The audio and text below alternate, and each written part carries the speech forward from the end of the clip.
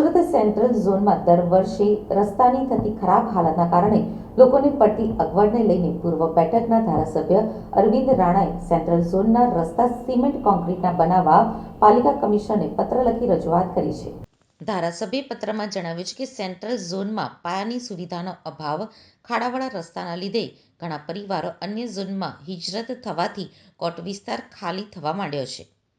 Central ઝોનમાં ગીચ વસ્તી અને વર્ષોથી કોર્પોરેશનના વેરા ભરતા હોવા છતાં પાયાની સુવિધા ઉપલબ્ધ કરાતી નથી.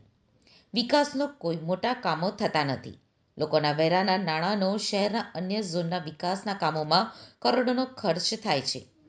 ત્યારે સેન્ટ્રલ ઝોન મૂળ સુરત શહેરના તમામ રસ્તાઓ ધીમે ધીમે સીસી રોડ બનાવવા માટે ચૂંટાયેલ લોકપ્રતિનિધિઓ અને સ્થાનિકોની રજૂઆત ધ્યાનમાં લઈ સીસી રોડ બનાવવાની જરૂરિયાત છે. કોટ વિસ્તારમાં ગલીઓ, રસ્તાઓ ડામરના હોવાથી દર 2-3 વર્ષે રીકાર્પેટ કરવામાં લાખોનો ખર્ચ થાય છે.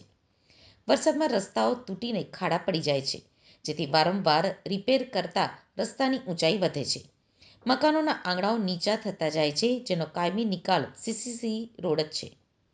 9 મીટર કે તેથી નાની પહોળાઈવાળા તમામ ગલીઓ, રસ્તાઓને સીસી રોડ બનાવવાનો નિર્ણય પાલિકાએ લીધો છે.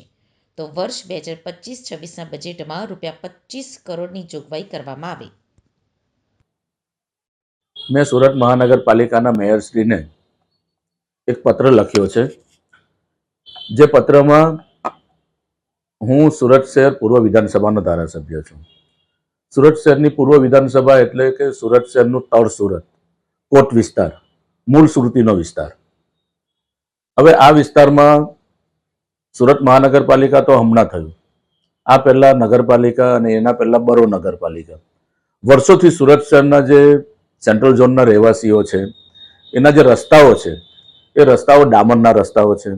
આ ડામરના રસ્તાઓમાં વર્ષ 2 વર્ષ પછી તૂટી જાય. વરસાદ થાય એટલે એને રિપેર કરવા પડે, એટલે એની પર પેચવર્ક થાય. પેચવર્ક થયા પછી દર 2 કે 3 વર્ષે કાર્પેટ કરવામાં આવે, રીકાર્પેટ કરવામાં આવે. એટલે આટલા વર્ષો પછી આ રસ્તાની હાલત એવી થઈ ગઈ છે કે રસ્તા એકદમ ઊંચા થઈ ગયા છે અને લોકોના મકાનો નીચા થઈ ગયા છે. આ એક સમસ્યા છે.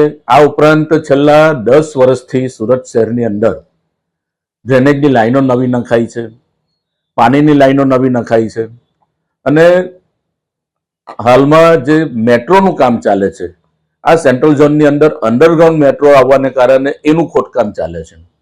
તો છેલ્લા 10 વર્ષથી અલગ અલગ પ્રકારના ખોદકામોથી લોકો ત્રાસી ગયા છે, લોકો હેરાન થઈ ગયા છે અને લોકો સેન્ટ્રલ ઝોનના જે લોકો છે 20-25% પરિવારો પોતાના પરિવારો સાથે અન્ય વિસ્તારમાં રહેવા ચાલ્યા ગયા છે.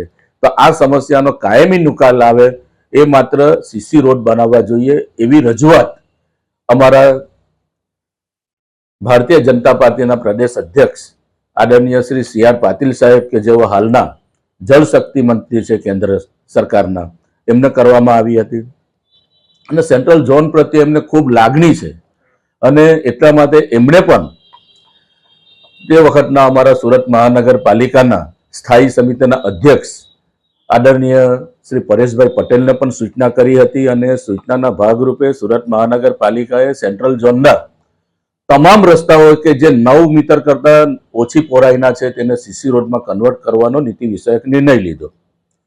જ્યારે ડ્રેનેજની અને પાણીની લાઈનો નાખવાના કામો જે જગ્યાએ પૂરા થયા છે ત્યાં હવે સીસી રોડ બનાવવાની કામગીરી ચાલે છે. ખૂબ સારી રીતે આ સીસી રોડના કામો ચાલે છે અને એટલા માટે હવે બાકીની જે સુરત શહેરના સેન્ટ્રલ ઝોનનો વિસ્તાર છે એના તમામ રસ્તાઓ સીસી રોડ બનાવવામાં આવે અને એ માટે સુરત મહાનગરપાલિકામાં અત્યારે જે બજેટની કામગીરી ચાલે છે એ બજેટમાં ₹25 કરોડ સુરત શહેરના સેન્ટ્રલ ઝોનના